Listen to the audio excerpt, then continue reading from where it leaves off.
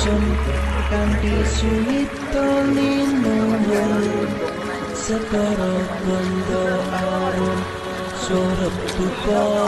kumelun Bunulah liyan ingsun hangitun saka kalungguh titahing sang hyang agung resing tresno